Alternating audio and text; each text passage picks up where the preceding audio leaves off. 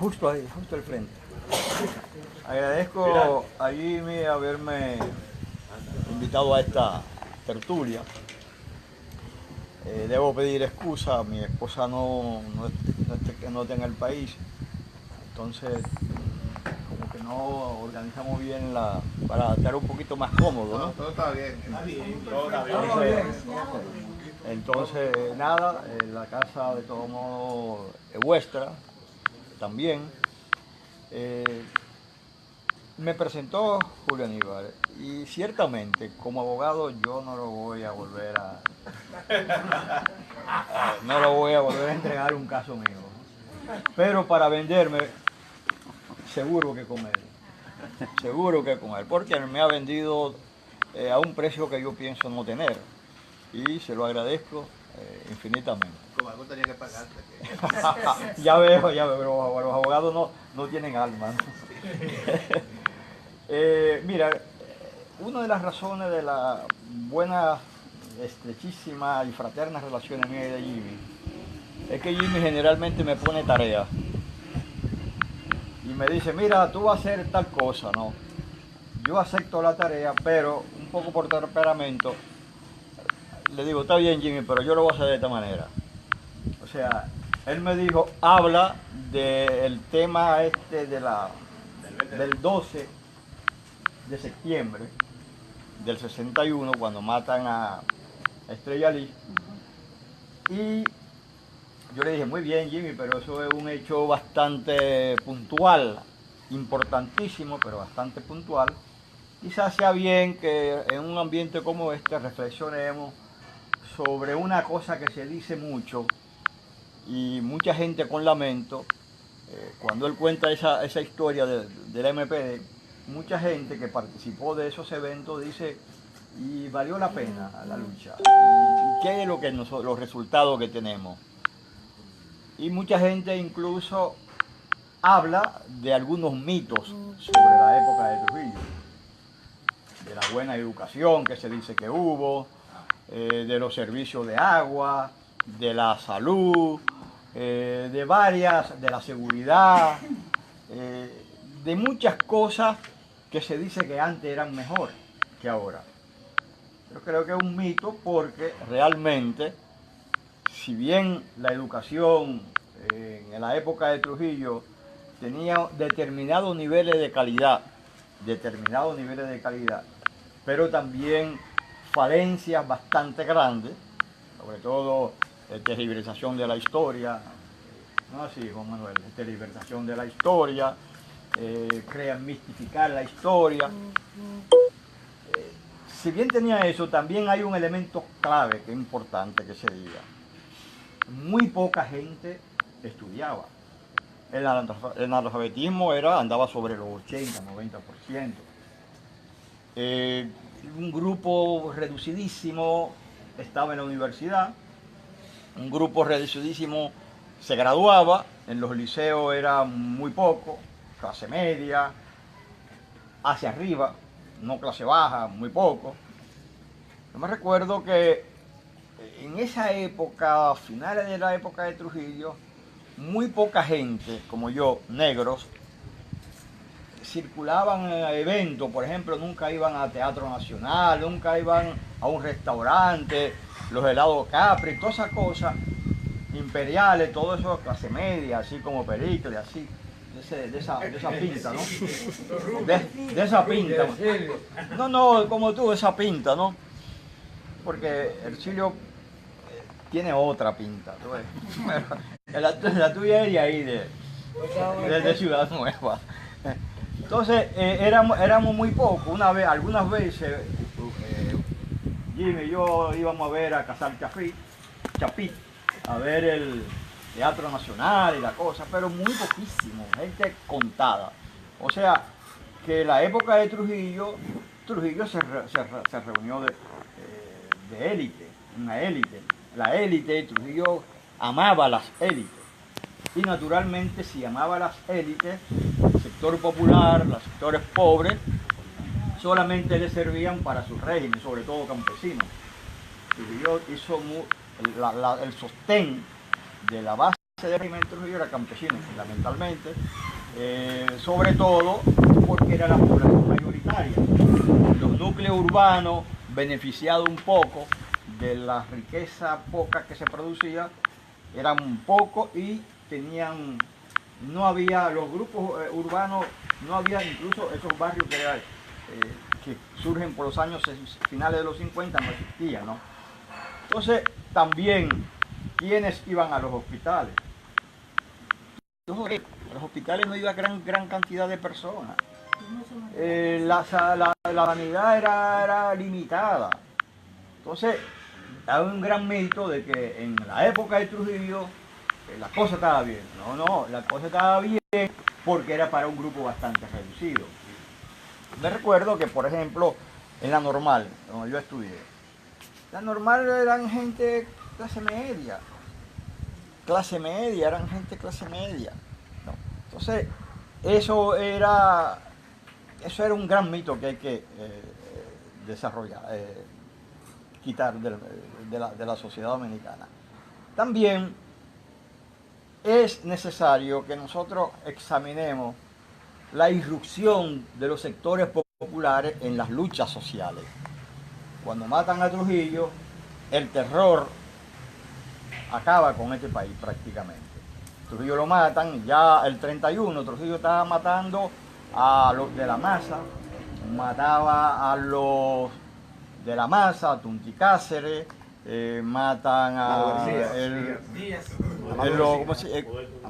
Amado García lo matan de una vez, a lo de la masa, matan también a Augusto Sánchez, sí, a los hermanos Díaz, a los Díaz, o sea que hay el terror comienza el 31. Yo me recuerdo que en esa época, cuando matan a Trujillo, mi familia, como dice Jimmy, mi papá era un gran antitrujillista. Como eran antitrujillistas, la gran generalidad de antitrujillistas eran capa media, eran gente que tenían y que Trujillo lo afectó. Mi papá tenía una buena cantidad de tierra allí, en Manoguayabo, y se la quitó. Como se la quitó a mi familia de mi mamá, que vivía allí, le quitó toda la... O sea, y naturalmente mi papá fue un antitrujillista en gran medida afectado por la época de Trujillo. O sea, eso tenemos que admitir que es así. No lo desmerita absolutamente, porque eran unos cojonudos, el papá era muy cojonudo. El papá fueron a entregarle, en esta casa Trujillo es el jefe, el papá agarró un martillo y le volvió un chele y lo tiró en la calle. Mi mamá le decía, no, porque tú eres un loco. O sea, eran gente cojonudo, eran gente que realmente desafiaron.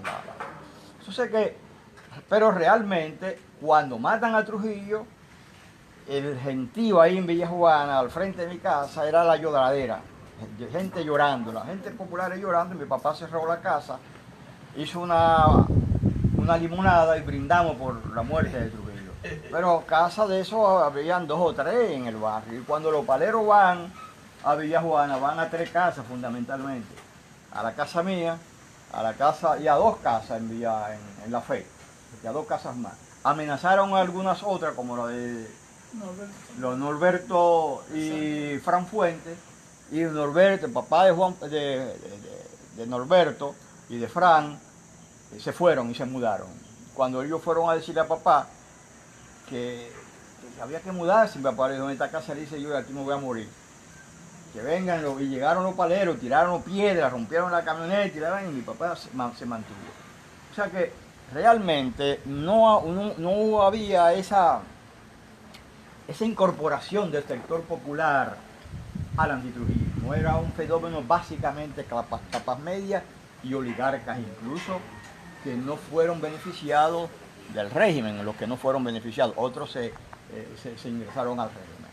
Ahora, ¿qué pasa? Que junto a eso, cuando comienza toda esa gran lucha antitrujillista, que llega el MPD, que viene Unión Cívica, y el 14 de junio, que era un movimiento, Unión Cívica y 14 era un movimiento básicamente capas media alta fundamentalmente. Y por eso hubo una relación muy estrecha, 14 de junio y Unión Cívica. El MPD no, el MPD tenía sí alguna gente, pero tenía gente de capa media baja. Y se nutrió inmediatamente de capa media baja. Entonces, todas las luchas sociales se desarrollaban fundamentalmente en Ciudad Nueva. Ciudad Nueva y en el Parque Independencia, ahí era donde se desarrollaba espacialmente la lucha antitrujista, la lucha social aquí, estuvo centrada ahí, porque eran los sectores que estaban activos con el antitrujismo y por las ideas democráticas del país. Posteriormente, esa lucha se fue creciendo, se fue ampliando y se amplió a los otros barrios, a los barrios populares. Pero los barrios populares, muchos de nosotros organizamos la resistencia y organizamos células de los partidos de izquierda, el PRD, que tenía una vocación democrática muy acentuada, a pesar del borrón y cuenta nueva, pero el PRD tenía una vinculación con las masas, pero muy estrecha. Y poco a poco las luchas sociales se fue expandiendo, fue saliendo de Ciudad Nueva, subió a Villa Francisca, de Villa Francisca subió a los otros barrios como Mejoramiento Social, el 24 de abril, y toda esa parte se extendió la lucha y entonces fue cuando se amplió, reamplió y se endureció toda la presión contra los remanentes de Trujillo que se mantuvieron hasta, recordemos, hasta noviembre, finales de noviembre del 61. Entonces, es en ese contexto de lucha donde surge ese hecho puntual que me dice Jimmy. El 12 de septiembre debió llegar una comisión de la OEA aquí. Esa comisión de la OEA debía llegar para plantearse el tema de las sanciones. Que había una sanción contra el país porque el atentado de Betancourt, toda esa situación afectaba al país. Entonces la OEA venía a verificar el estado de situación del país y la recibimos ahí en el parque, en el puente, esa parte de ahí que era como una plazoletica, antes del puente había como una especie de plazoleta y ahí llegó la multitud. Entonces, cuando llega la multitud está enardecida, esperando la OEA, con alguna consigna un poco dual. Una es que solicitaba que viniera la OEA, que verificase, pero al mismo tiempo le recordaba si la OEA realmente iba a cumplir, si realmente ellos iban a condenar el régimen, ¿no? Habían varias consignas de esa naturaleza. Entonces, enardecido todo eso, llega creo que era un Mercedes, color color vino más o menos, color vino, y yo vi que se detiene y se para Villeta, sale del vehículo, que a mí me parece, con la bruma del tiempo se pierden algunos detalles, a mí me parece que ellos se detienen porque apedreamos, y creo que se le dio una pedrada al carro. Él se apea con una Cristóbal, me parece que fue. Se apea con una Cristóbal. Era Cholo Villeta. Cholo Villeta. Se apea con esta carabina. Y ahí realmente yo me quedé impresionado cuando este hombre se baja y apunta a Estrella Lee. Estrella Lee levanta la mano así y suena el tiro, es un tiro seco. Dicen que fue en la cabeza, pero yo no creo que fue en la cabeza, creo que fue en la parte del cuerpo. Y es la primera vez que yo veo a una persona caer así. O sea, le da él como si fuera como si tú pones un muñeco y se desgonza así, cae muerto. Listo. Ahí vienen otros policías, lanzan muchos tiros, todos estábamos aterrorizados, pero todo había una firme decisión de aguantar. Y llegan, entonces cae Estrella Lee, rodeamos Estrella Lee, estamos a todos ahí, llegan la policía, llegan los paleros, se repelemos los paleros, llegan echan agua, pues echan unos bomberos, echan agua, seguimos ahí. Eso fue, a él lo matan como eso, me imagino sería como eso del mediodía o algo así, y ya todavía eran las 4 de la tarde y nosotros estábamos ahí, y venían a investigar y estábamos ahí, y finalmente viene un helicóptero y se lo llevan. O sea, ahí termina la cosa. Yo creo que el hecho es importante por lo siguiente, no solamente por Estrella Lee era una persona de cierta prestancia, sino porque fue el momento de mayor decisión de resistencia al régimen que yo pude haber visto, ¿no? O sea, los tigres de allá arriba, 2 o 3 bajaban, porque no éramos todos, 2 o 3 bajábamos, íbamos a los mítines, veíamos, pero no hubo un momento de resistencia a la embestida de los remanentes del Trujillato como ese acto, ¿no? Ese acto fue realmente de una trascendencia increíble porque primero se proyectó el acto internacionalmente, se vio la brutalidad del régimen internacionalmente. La OEA y todos esos grupos, a pesar de toda la naturaleza de la OEA, la catadura, pudo verificar el hecho y eso tuvo una resonancia internacional muy importante. Y en el plano nacional, ni se diga, en el plano nacional realmente hubo una confianza de la gente de seguir el combate, ya estamos en septiembre, de seguir el combate contra los remanentes del trujillismo y finalmente el trujillismo se va en la noche del 20 y tanto de noviembre. 19. Sí, 19 de noviembre. Sí, pero antes de eso, naturalmente, cometieron todas las tropelías del asesinato de los héroes del 14 que quedaban, y de los héroes del 30 de mayo que quedaban. O sea que ese hecho fue lo que abonó lo que sucedió posteriormente, que fue el 20 de octubre. O sea, estamos hablando del 12 de septiembre y el 20 de octubre es que surge el hecho de mayor trascendencia contra Balaguer.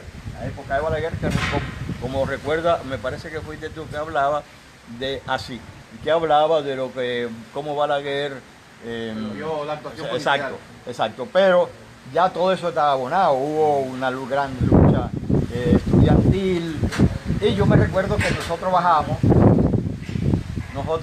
bajamos desde la Duarte, de la Normal, bajamos ese grupazo de gente y comenzó el 20 de octubre, que te toca, no sé, te toca a Ercilio, pero creo que el 12 de septiembre no se entiende mucho si no se ve toda esa efervescencia y todo eso lo que pasaba antes de ese hecho y todo lo que pasaba en la época de Trujillo y la sociedad dominicana en la época de Trujillo y cuáles eran los protagonistas de ese momento. Y también del movimiento estudiantil.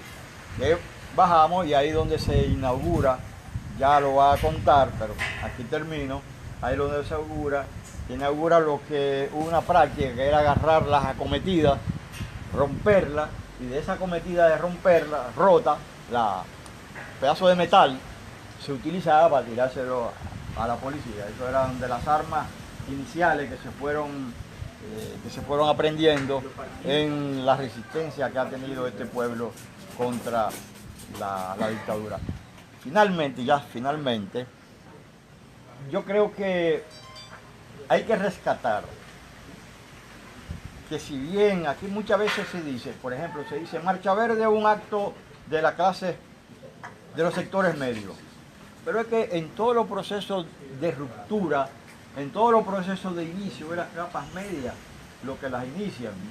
Pero esos hechos, esas acciones de las capas medias, no trascienden hasta que se engrampan con sectores populares que son los que le dan continuidad y amplían esas protestas de capas medias, de las capas medias. O sea que esas capas medias iniciaron y fueron una columna vertebral contra el antitrujillista, pero hasta que la lucha no se extendió hacia los barrios y donde muchos sectores, muchos estudiantes, entre ellos Jimmy, muchos de los que estamos aquí, hasta que no asumimos esa lucha, no fue posible una final de ese régimen de fuerza.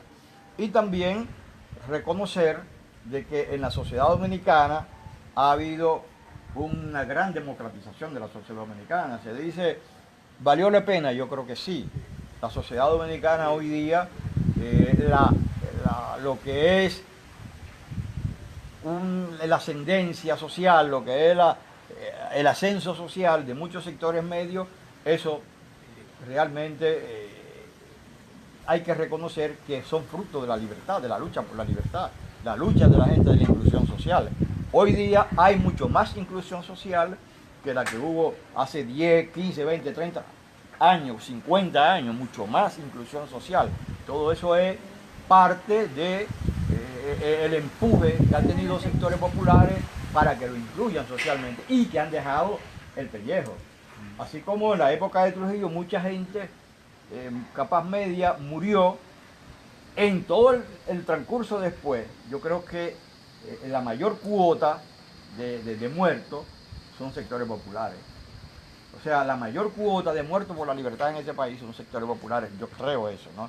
Sobre todo lo ha abonado el PRD en ese momento y la izquierda, el MPD, de una cuota realmente importante, por lo cual creo que no podemos estar satisfechos de lo que tenemos hoy, pero tampoco podemos decir que lo que hemos hecho no ha tenido sentido. Ha tenido un gran sentido porque realmente hoy día nosotros estamos en términos de inclusión social mucho mejor que tiempos atrás, a pesar de todo.